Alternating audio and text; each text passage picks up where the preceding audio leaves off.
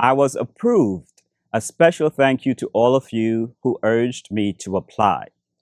4 days. That's how long it took. I submitted my unemployment application online on a Tuesday, and by Friday afternoon, I had my answer. Approved. $350 a week, 20 weeks, $7,000.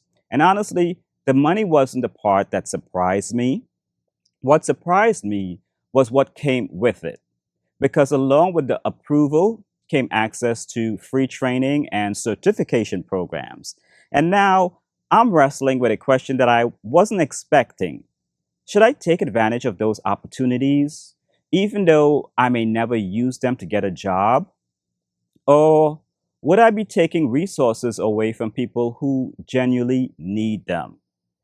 And the more I think about it, the more I realize that might not be the real question at all. Because this dilemma forced me to confront something deeper, something I didn't realize I was still carrying with me after retirement. But first, let me tell you what happened. When I was laid off at 51, after 19 years at the same company, unemployment wasn't the first thing on my mind. I had a severance package. I had investments. I had already decided I wasn't actively pursuing another full-time job. So I wasn't even sure whether applying made sense. In my mind, unemployment benefits were for people trying to get back to work as quickly as possible. And that wasn't me. But after getting that call from my former HR department and bringing it to you guys, most of you told me that it would be a no-brainer to apply. So I did. After all, the unemployment office would be the one determining whether I qualified or not, not me. So I submitted the application. The process itself was pretty straightforward.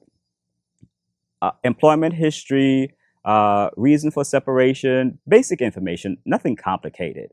What surprised me was the speed. I honestly expected weeks, maybe longer. Instead, 4 days later, I logged in and saw the determination, approved, maximum benefits.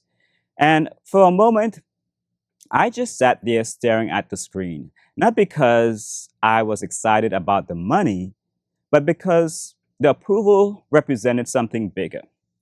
It meant the transition I'd been planning for years was continuing to work. So let's talk about the numbers, because by itself, $7,000 isn't life-changing, but context matters. You see, when I was laid off, I received a severance package, and that severance package covers my expenses through all of 2026. And in fact, the severance will take me through the first month of the new year. Then I started looking ahead to 2027. I took the remaining severance, added it to the unemployment benefit, added my rental income, which is roughly around $12,000 a year, and suddenly the picture changed. My projected expenses for 2027 are essentially covered. Altogether, I will have $25,000 for the year, and my expenses are $2,000 a month. Think about that for a moment. 90 days ago, I started this channel. I was sitting here talking about being laid off after 19 years at the same company. And today, I'm looking at a situation where I may not need to touch my investment portfolio at all during 2027. That's a pretty incredible shift. Now, some of you probably think, well, Anthony, that's not exactly a huge margin of safety. And you're right, it's not.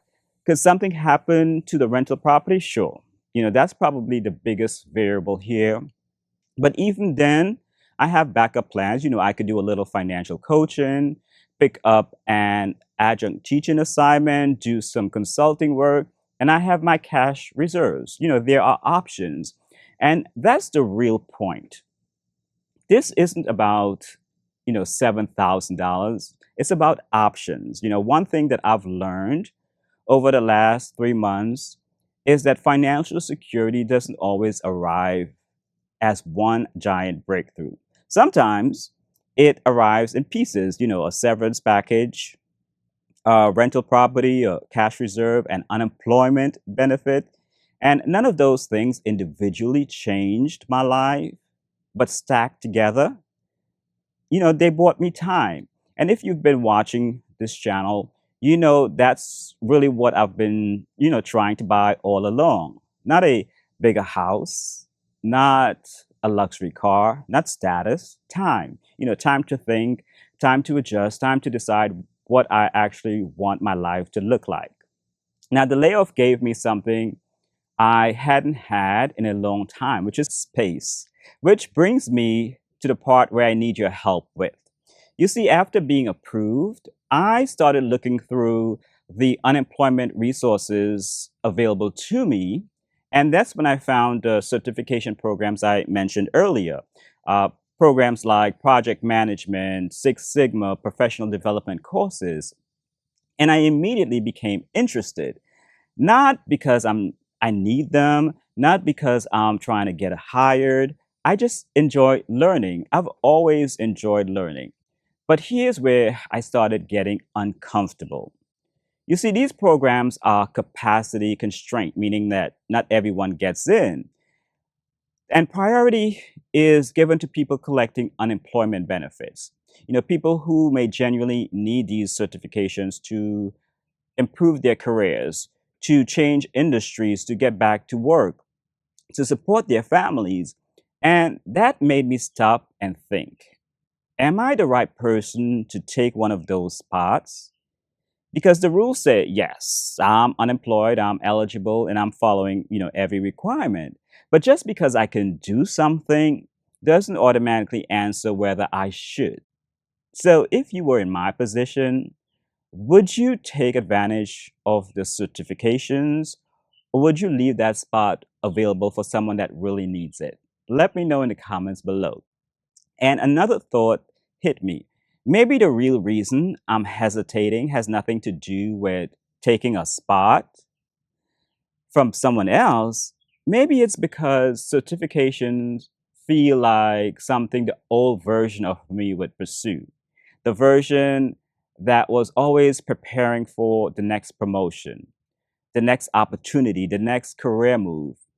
And it made me wonder, if I signed up for these programs, am I learning because I'm curious? Or am I quietly keeping one foot in a life I already decided to leave?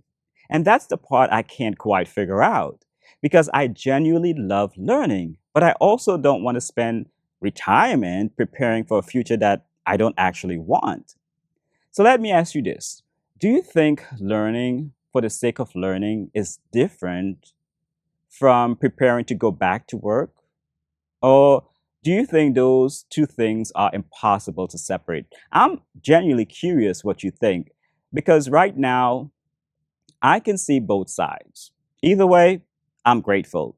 Grateful that the approval came through, grateful that the numbers continue to work, and grateful that what felt like a crisis 90 days ago continues to evolve into something different. Not perfect, not risk-free, but manageable.